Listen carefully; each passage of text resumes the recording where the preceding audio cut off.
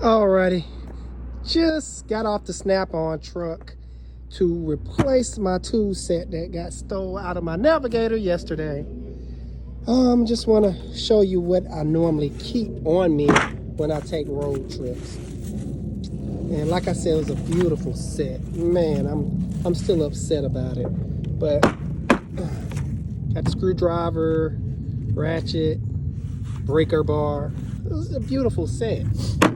All right, and just to prove, well, I don't have to prove anything, but here's the price of it. Ignore that. That's, my bill keep going up because I have to replace crazy stuff.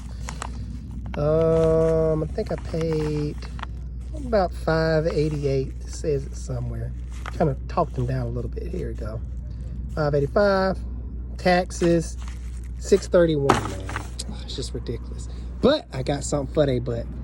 AirTag, baby. Let that junk happen again, and I'm coming up at your house. So, guys, to protect your valuables, put an AirTag in it. I've seen it work.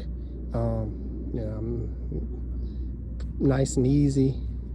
I'll slide this bad boy in here somewhere, and I'll be good.